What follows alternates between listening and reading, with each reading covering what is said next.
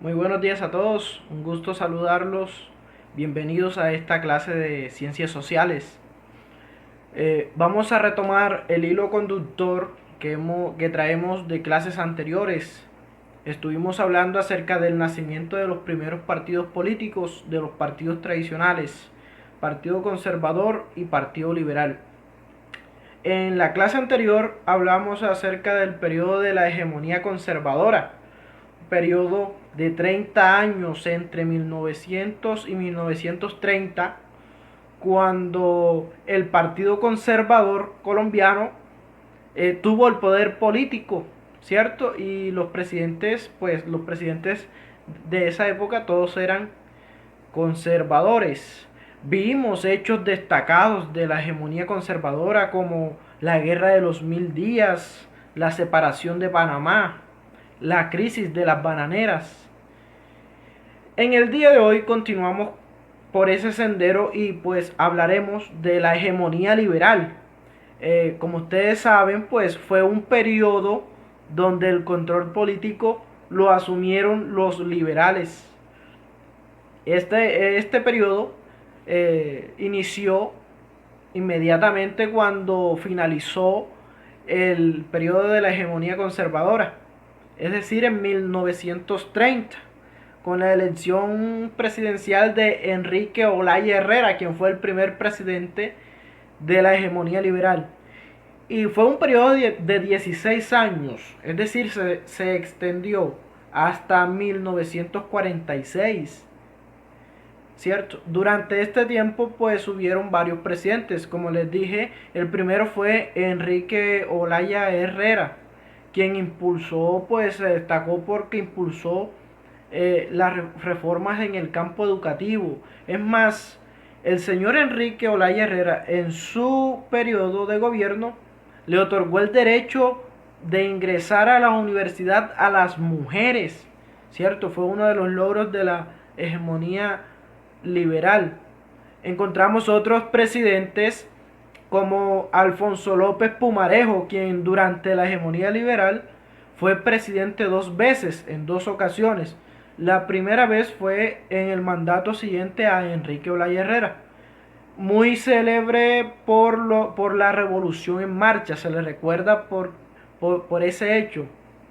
La revolución en marcha pues fue una reforma constitucional que hizo cambios en la constitución en el año 1936. A ese hecho de ese cambio, de esa reforma constitucional, se le conoce como la revolución en marcha, porque es que los liberales apenas tomaron el poder, empezaron fue a implementar el ideal liberal, haciendo uso de sus facultades y de su liderazgo político, ¿cierto? Pensamientos liberales que nosotros trabajamos.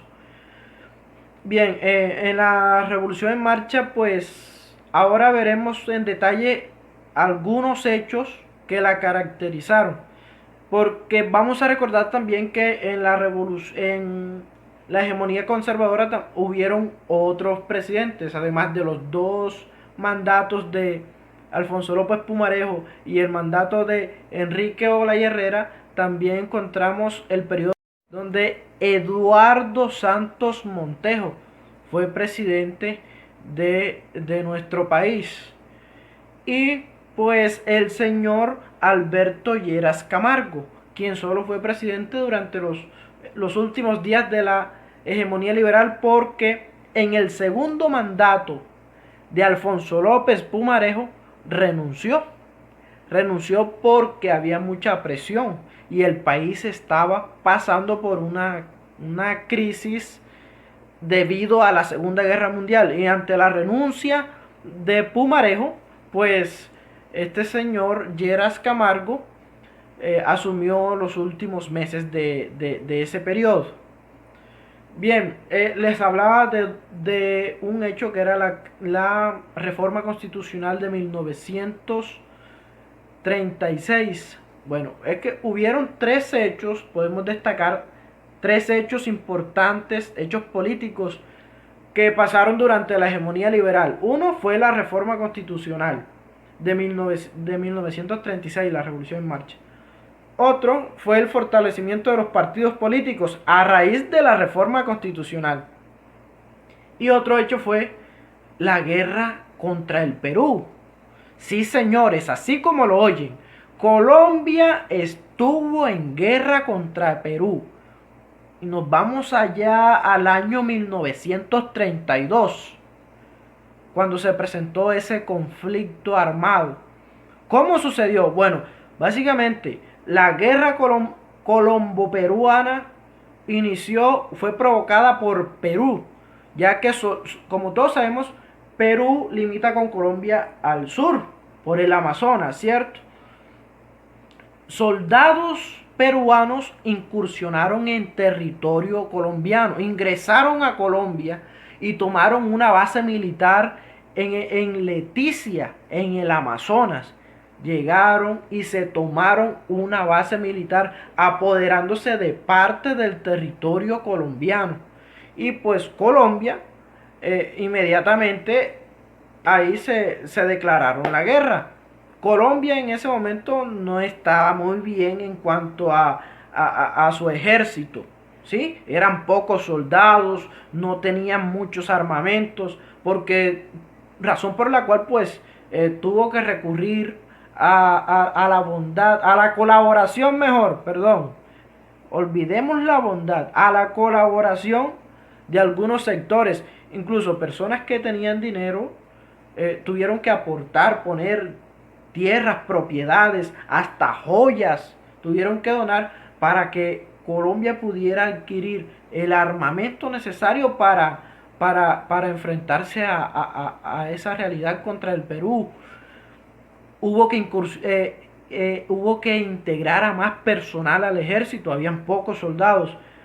Fue un periodo bastante crítico. Esa guerra se extendió por un año, ¿cierto? Hasta 1933, aunque finalizó y Colombia al final pues logró recuperar el territorio que había perdido. Finalizó con el tratado de Río de Janeiro, ¿cierto? El protocolo de Río de Janeiro, que se firmó en 1934. Y con eso ya se dio finalizado y olvidado. Olvidado no, eso todavía sigue aquí. Vea que yo hoy en día todavía se lo estoy comentando a ustedes. Pero sí se dio por cerrado ese episodio bélico que no queremos repetir. Bien, otro hecho político, como les venía diciendo, era la Revolución en Marcha. La Revolución en Marcha, que fue un cambio que se dio, una reforma constitucional en términos técnicos, reforma constitucional en el año 1936. Fueron cambios que se le hicieron a la Constitución. Lo hicieron estos liberales para imponer su ideología, ¿cierto? Cambios como cuáles. Bueno, vamos a recordar algunos. Por ejemplo, en el campo agrícola, en el campo agrario, se buscaba brindarle apoyo a los campesinos, ya que el campo en ese tiempo se encontraba en un atraso.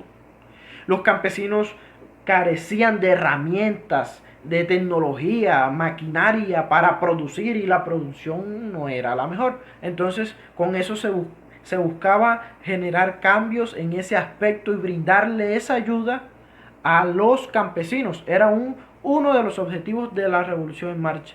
Otro, bueno, mire, se le quitó el estatus de oficial a la religión católica. Como ustedes saben, desde la conquista por parte de los españoles, ellos trajeron la religión católica y la impusieron a los indígenas. Y durante la colonia, lo mismo, religión católica.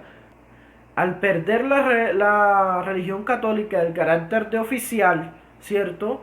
Pues se decreta entonces lo que es la libertad de culto, donde todos los colombianos adquieren el derecho a profesar la religión que ellos quisieran, ¿cierto? Se gana ese espacio en cuanto a religión.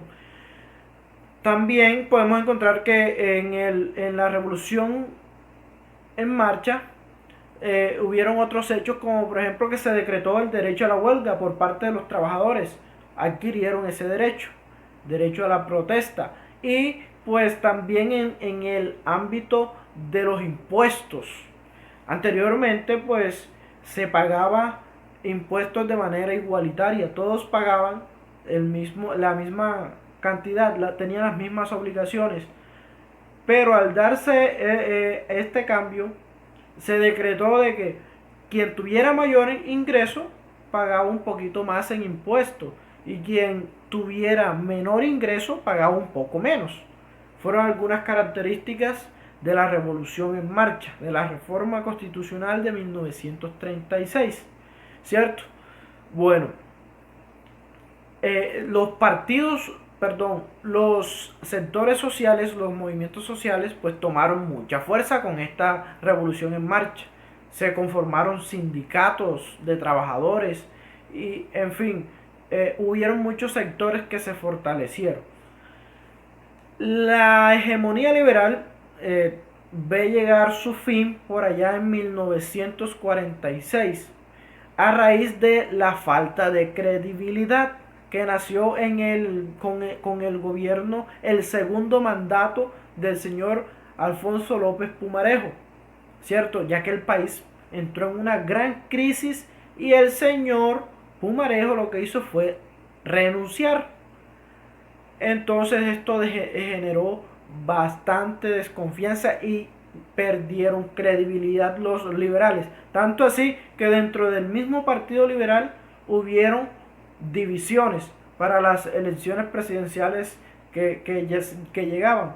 Hubo división y dio la victoria a esas próximas elecciones al Partido Conservador, quienes pues sí se encontraban unidos en ese momento. Bien.